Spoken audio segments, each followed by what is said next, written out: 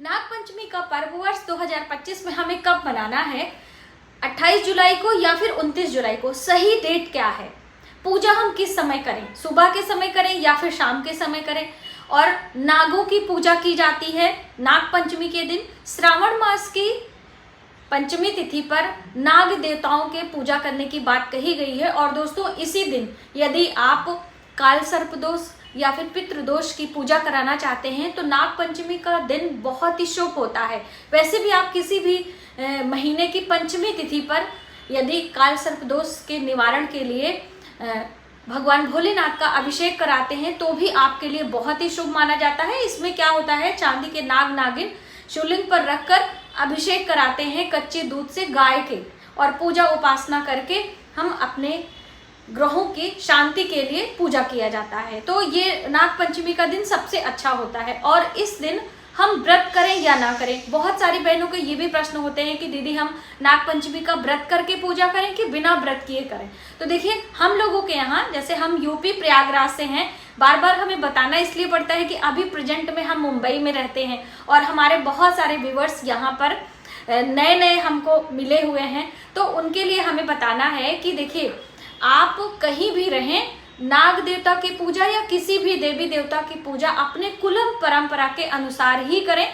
और दूसरी अहम बात, जो हमारे अष्ट नाग होते हैं उन्हीं की पूजा करने का विधान है। अष्ट नागों में अनंत नाग, करकोटक, वसुकी, इस तरह के 8 नागों के समूह की बात कही गई है। ये नागों की पूजा हम सुबह सवेरे करते हैं बिना खाए पिए। जब तक हमारी पूजा नहीं हो जाती है तब तक हमें व्रत करना होता है। उसके बाद आप अपने घर में पकवान बनाएं, क्योंकि इस दिन नाग पंचमी का त्योहार हो या फिर हम बात करें दीपावली का त्योहार हो या रक्षाबंधन का पर्व हो, इस दिन हम अपने घर में अलग अलग प्रकार के पकवान बनाकर त्योहार मनाते हैं। देखिए, जिनके घर में किसी की मृत्यु हो गई है, शोक है, वो लोग त्योहार नहीं मना सकते हैं क्योंकि उनकी मजबूरी है, वो पूरे साल उस चीज का मान्य करते हैं। तो इसलिए जब भी आपको अवसर मिले, अपने घर में 30 त्योहार पर अच्छे अच्छे पकवान बनाकर पूरा परिवार सुखमय यानी एक साथ बैठकर भोजन किया करें। और हर त्योहार पर कुछ न कुछ दान करने का हमेशा सोच के रखा करें। ये नहीं है कि किसी व्यक्ति को ही दान कराएं, किसी जीव जंतु, किसी की भी। जैसे कि नाग पंचमी का पर्व हमें कब मनाना है, पहले मैं आपको बता दूं। दोस्तों, बातों बातों में वीडियो इधर उधर ट्रैक पर चली जाती है। तो नाग पंचमी का जो त्योहार है, जो तिथि है, वह पंचमी तिथि पर मनाई जाती है। और इस बार वर्ष 2025 में ये पंचमी तिथि 28 जुलाई को रात्रि में हमें प्राप्त हो रही है और 29 जुलाई को सुबह सवेरे सूर्योदय के साथ हमको ये मिल रही है। इसलिए आपको 29 जुलाई को नाग पंचमी का पर्व मनाना आपके लिए ज्यादा शुभकर होगा। अब पूजा की बात है तो सुबह सवेरे ही पूजा की जाती है। दोपहर तक आप पूजा कर लें, क्योंकि पूजा के बाद ही हम भोजन आदि करते हैं। इस चीज को हमेशा ध्यान रखा जाता है। तो अब पूजा में बहुत सारे लोगों के यहाँ आटे से सर्प देवता बनाए जाते हैं, 8 नागों को बनाते हैं, काजल लगाते हैं, सिंदूर लगाते हैं, कच्चा दूध चढ़ाते हैं, दूर्वा घास चढ़ाते हैं। इस तरह से हम उनकी पूजा करते हैं। जो लावा होता है धान का, उसका भी भोग लगाया जाता है।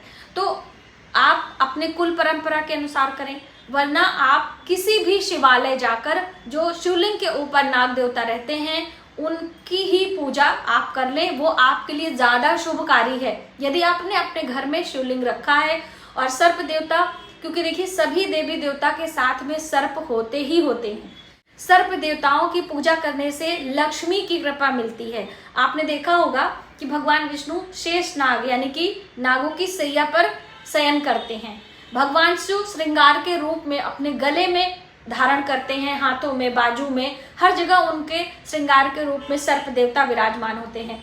भगवान गणेश की हम बात करें तो वो जनेऊ के रूप में अपने पेट में, कमर में उन्होंने सर्प देवता को बांध के रखा हुआ है। देवियों की हम बात करें तो देवी अपने हाथों में शस्त्र के रूप में सर्प को लिए रहती हैं। तो यानी सभी देवी देवताओं के साथ में सर्प विराजमान होते हैं। और कहते हैं कि जो फन वाले नाग होते हैं उन्हीं नागों की पूजा नाग पंचमी तिथि पर हमें करना चाहिए।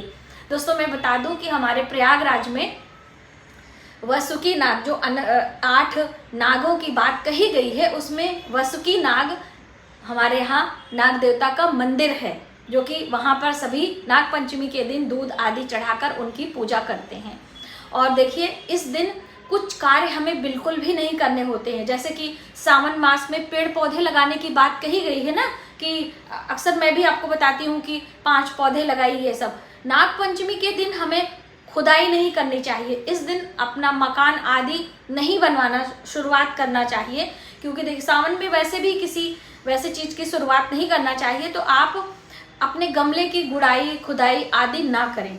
इसमें कोई भी जीव हो सकते हैं, उनके लिए हानिकारक होगा, इसलिए आप मिट्टी की खुदाई आदि संबंधित कार्य आपको नहीं करना है। दूसरी अहम बात, नागों को दूध नहीं पिलाना होता है। जैसे कि गली गली में लोग लेकर घूमते रहते हैं सपेरे, तो आप मंदिर जाकर नागों को दूध चढ़ाएं, यानी कि दूध से अभिषेक करें, बट उन्हें पिलाना नहीं होता है। आप दान कर सकते हैं, जो सर्प पाल रहे हैं उनको दक्षिणा दे सकते हैं, दूध दे सकते हैं, लेकिन उन्हें पिलाएं नहीं। आप सर्च करेंगे देखेंगे तो नागों के लिए दूध पिलाना उनके स्वास्थ्य के लिए अच्छा नहीं होता है, तो इसलिए आप ऐसा काम ना करें। ठीक है, मैंने इस पर एक वीडियो भी दी है, लॉन्ग वीडियो है, उसमें पूरी कथा भी मैंने सुनाई है आपको। तो इसलिए सर्पों की पूजा दूध से की जाती है। हम पूजा कैसे करें, ज़्यादातर बहनों के सवाल आ सकते हैं। तो देखिए मंदिर में जैसे हम जाते हैं शिवालय, थाली में, पूजा की थाली में आपको हल्दी, कुमकुम, रोली, अक्षत, ये सारी चीज़ें ले लेनी है। दूर्वा घास ले लीजिए, पुष्प ले लीजिए, कच्चा दूध ले लीजिए, चने ले लीजिए। और कहते हैं कि माता लक्ष्मी की प्रसन्नता के लिए आपको धान का लावा, जिसे खील कहा जाता है, दीपावली के पर्व पे अक्सर मिलता है। और इस समय भी आप कहीं भी जो मुरमुरा वगैरह बनाते हैं उनके यहाँ संपर्क करेंगे तो आपको आसानी से मिल जाएगा, तो आप इसका भी भोग लगा सकते हैं। अपने मुख्य दरवाजे पर नागों का आकृति बना लें, जो कुंडली मार के ऐसे फन निकाल कर बैठे रहते हैं, दोनों तरफ मुख्य दरवाजे पर, जो आपका मेन गेट होगा, चाहे आप लॉन एरिया के बाहर होता है जिससे आप अपने घर में एंटर करते हैं, दोनों ओर पहले जल का छिड़काव करेंगे, फिर चाहे गोबर से और चाहे गेरू से सर्प की आकृति बनाई जाती है, और फिर उसी में हल्दी, तिलक, वस्त्र के रूप में मौली के धागे उसमें चिपका दिया जाता है, जो हमने गोबर के नागों की आकृति बनाई होती है। और उसके बाद फिर वहीं पर धूप दीप दिखाकर पूजा अर्चना करके प्रणाम कर लेते हैं। हमारे यहाँ कहते हैं कि घर के अंदर नागों की पूजा नहीं की जाती है, चाहे आप मिट्टी का बना रहे हैं चाहे आटे का बना रहे हैं, घर के बाहर ही नाग देवताओं की पूजा करने का विधान है। ठीक है, तो इस चीज का हमें ध्यान रखना है, इसलिए आप शिवालय जाकर पूजा कर लें, ये आपके लिए ज्यादा अच्छा होगा। लेकिन अभी क्या है कि घर में जैसे सासू माँ वगैरह पहले से हमारे पूर्वज करते आते हैं, वो भी नियम हमें करना होता है, ये हमारी जिम्मेदारी होती है, तो इस चीज का भी हमें ध्यान रखना है। पूजा उपासना करने के बाद मंदिर में ही आप चाहें तो एक थाली सीधा भोजन निकाल सकते हैं, कुछ फल जो भी आपका दिल करे वहीं पर दान कर सकते हैं।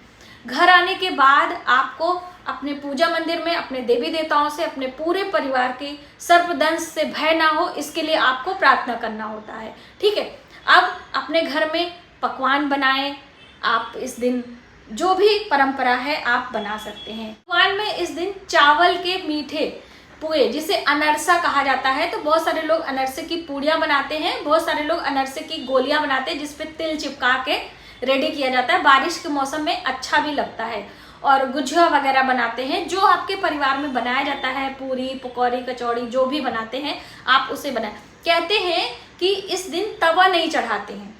अब बहुत सारी बहनों के प्रश्न आ सकते हैं कि दीदी हम डायबिटिक पेशेंट हैं, तो देखिए आप कढ़ाई चढ़ाकर उस पर ही हल्का सा सौते करके आप रोटियां वगैरह, वैसे रोटी इस दिन नहीं बनानी किसी भी त्योहार में। अब देखिए जिनके घर शोक हो चुका है, जिनके घर सूतक पातक लगा हुआ है, उनके घर तो रोटियां बनाना मजबूरी है। इसीलिए कहते हैं जब भी ईश्वर हमको मौका देता है खुशियां मनाने के लिए, तो हमें अधिक से अधिक खुशियां मनानी चाहिए।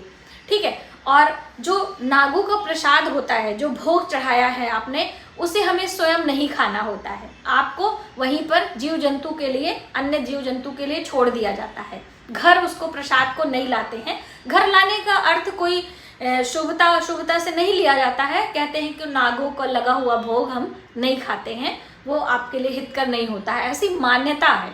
ठीक है, तो आपको वो भोग प्रसाद वहीं पे अन्य जीव जंतुओं के लिए छोड़ देना चाहिए। तो इस तरह से साधारण सिंपल सी विधि होती है। नाग पंचमी के दिन हम नाग देवता की पूजा करके पूरे साल अपने पूरे परिवार की समृद्धि के लिए और पूरे परिवार को सर्पदंश का भय ना हो इसके लिए प्रार्थना करते। क्योंकि देखिए नागों का जो स्वभाव है वो दंश मारने का है, नुकसान पहुंचाने का है ना। तो इसलिए भाई पूजा प्रार्थना आप कर लीजिए, आपके लिए शुभ ही होगा।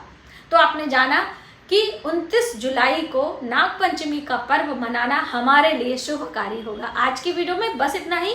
यदि हमारी जानकारी आपको थोड़ी सी भी हेल्पफुल लगे तो प्लीज़ वीडियो को ज़्यादा से ज़्यादा लोगों में शेयर करें, आने वाले वीडियो के लिए सब्सक्राइब करें। मिलते हैं एक नई जानकारी के साथ नए वीडियो में, तब तक आप अपने परिवार का ख्याल रखें। जय माता।